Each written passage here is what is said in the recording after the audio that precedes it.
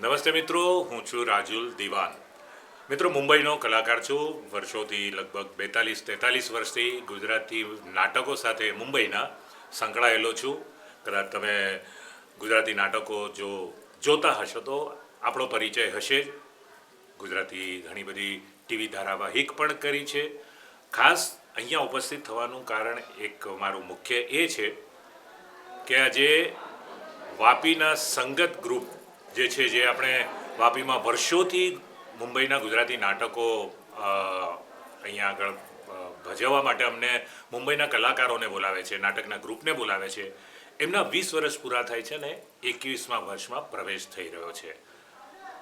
મને સાચું કહું ને તો યાદ નથી કે સંગત ગ્રુપે આટલા 20 વર્ષ થઈ ગયા, કારણ કે મેં જેમ કહ્યું એમ કે લગભગ 42-43 વર્ષથી હું સંકળાયેલો છું અને ક્યારે સંગત ગ્રુપના નાટકો સાથે સંગત ગ્રુપના ગ્રુપ સાથે અમારું નાટક પણ ભળી ગયું એ ખ્યાલ નથી આવ્યો. સમય કેટલો પસાર થઈ જાય છે બહુ જલ્દીથી. પણ સંગતભાઈના ખાસ તો મારે કહેવાનું કે આપણા વાપીના શરદભાઈ, હિમાંશુભાઈ, એ બંનેને ખૂબ ખૂબ અભિનંદન આપવાના કે એમણે આટલી સરસ રીતે એક ગ્રુપને સંભાળ્યું છે અને સારા નાટકો જે મુંબઈ ખાતે ભજવાય છે એ દરેક નાટકો એમણે પોતાના મેમ્બર્સ માટે એમણે ઓર્ગેનાઇઝ કર્યા છે અને વાપી ખાતે અમને બધાને બોલાવ્યા છે અને અમને સારો પ્રતિસાદ પણ એટલો જ મળે છે વાપીના પ્રેક્ષકોનો.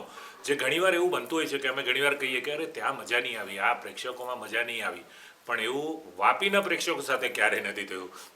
તો સૌથી પહેલાં મારે ખાસ અભિનંદન આપવાના. 20 વર્ષ પૂરા કરી રહ્યા છે સંગત ગ્રુપ અને 21મા વર્ષે પ્રવેશ કરી રહ્યા છે. તો એવી અમારી શું કહેવાય કે અમે ખૂબ શુભેચ્છા તો છે જ, પણ સાથે વી ઓલ વિશ નાટકના દરેક કલાકાર આવું ઈચ્છે કે આટલું સુંદર અમને ઓડિયન્સ મળે જ્યારે મુંબઈની બહાર જઈએ ત્યારે, જેમાંનું વાપીનું ઓડિયન્સ ખાસ છે.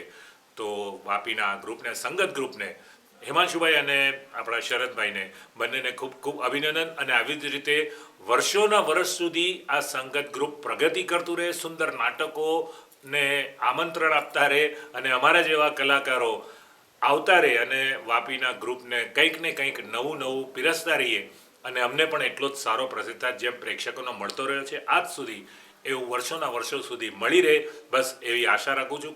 ખૂબ શુભેચ્છા આપું છું. થેન્ક યુ વેરી મચ સંગત ગ્રુપ.